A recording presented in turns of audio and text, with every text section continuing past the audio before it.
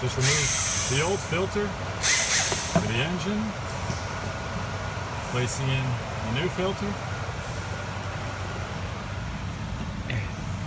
on the engine bay. As you see, it goes in there, fits itself nicely.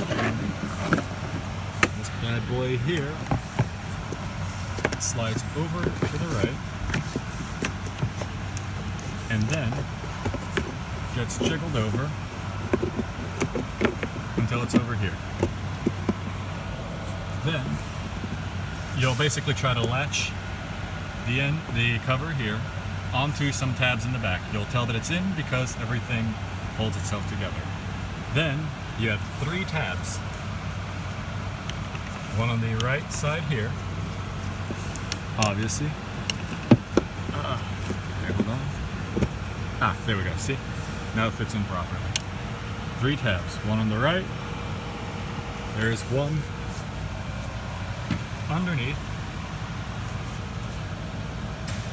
As you'll be able to see, I think. Yeah. See that dirty little thing right there? That dingy little thing? That's the tab that goes in the center. And then you have one on the right here, which is a lot shinier, because of course it is. After that, you basically have to somehow just pull up the clip and it'll snap into place. It's flexible pieces of metal. It's a pretty simple process. And they just tab into place. Bam. As soon as all 3 are in, you have to put the rubber piece on. I do not have a proper setup to show me struggling to put this thing on. But in summary, this piece here goes on this end, that piece goes on this end. The way I took it off was I unscrewed the front portion, pulled it back a ton, and then after that, sort of pushed it up this way. From there, I could eventually pull it up and off after I unscrewed this section, of course.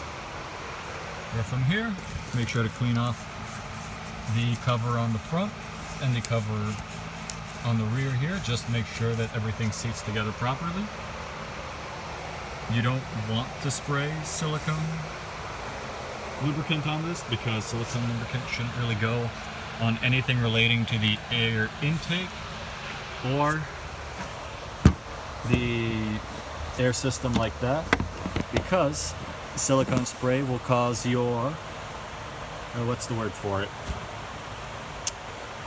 O2 sensors to effectively have glass form on them, because silicone is basically the foundation for glass. So I took the tab off because it slipped off and I want to pretend that it was intentional. I stuck my fingers inside to help guide it around to try to force the lip onto it.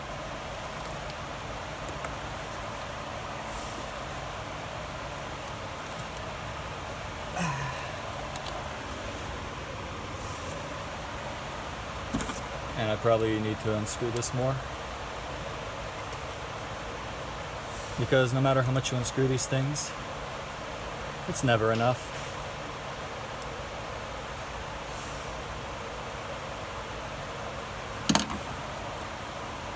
And by thing, I'm not sure if the video can capture it.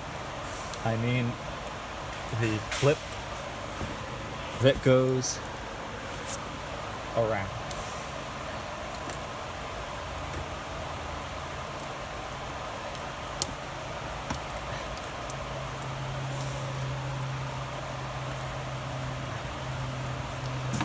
Need to do the same for the front one because of course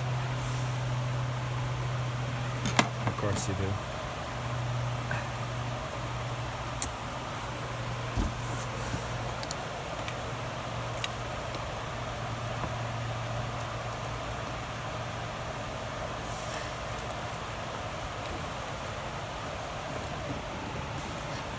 Let me just show you what I've got so far.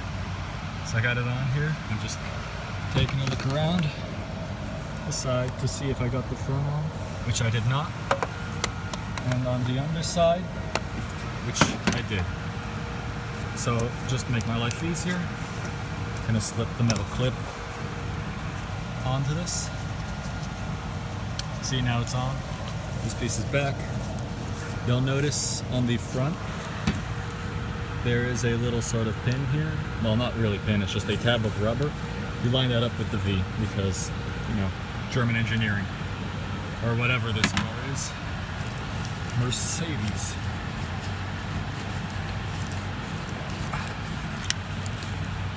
If I literally just fit this thing back on, after a while it'll sort of, turning it around, you'll feel it slip on most of the way around. But yeah, I'll be back. Alright, I got the piece on. The trick to get the rubber all the way around, you'll notice that it sort of will crumple in on itself. So your hoop will be like this. But the front section will sort of crumple in like that, and you won't be able to fit it around, because then you'll be trying to basically shove a pretzel onto a circle, which doesn't work. The trick to that is to hit your little flathead, put it in through the side, make sure to not push it through the rubber, and then just basically pry it around and it will pop out. Because this rubber wants to be here, even if it likes to pretend it isn't, like some sort of sun deer crap. So yeah. Then of course you just got to put the metal tabs back on, make sure your lines line up, and screw the thing back in place. Okay. As I unscrewed this little bit here more, and I unscrewed this one here more so I can move them around easily. You want to make sure to put them back in such a way that they're easy to access. So, you know, screw them back in place. I presume that everybody knows how to screw screws, because if you don't, well, this is going to be a tough job on account of the fact that about 5% of it is screwing in screws and screwing off screws and all other forms of screw-related things. Little bit of cute information though. You'll notice on the rubber boot itself, there is a little arrow right there, right where my finger is. You notice that? There's a little arrow. That points towards the arrow on the engine box. You see? Line that up, and then line this little notch up with the V. And yeah, that's where your money goes when you buy one of these cars. Little things like that. If you would like a little bit of life advice whenever you're doing anything with flathead screws, is to actually use the proper size screw for putting it on and taking it off. Because the thing about flatheads is that they actually do have different sizes, you know?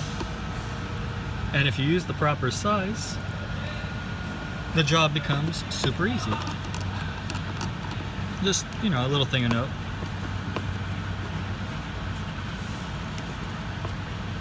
Whereas if you use the wrong size one, the job becomes a colossal pain in the ass on account of you using the wrong tool for the job, like some sort of lube tech, which I say as an insult because I am a maintenance technician at Toyota, which is a fancy way of saying lube tech. I don't know, I guess they gotta sound fancier for the people that go to dealerships. You know, regular life stuff, right? Marketing and all that wanketeering.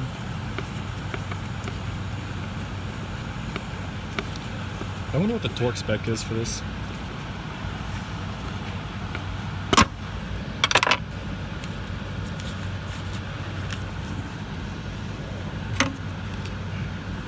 There are little tabs on the side of this. Don't put your hose over that, because obviously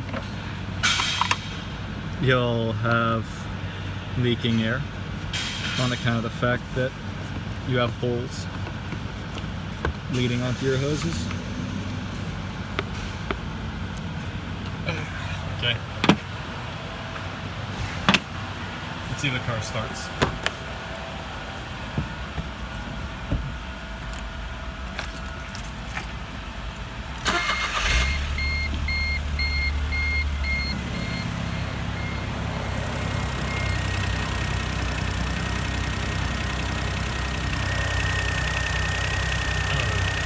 Other noises. Oh yeah, air filter down. To get it out, do the reverse.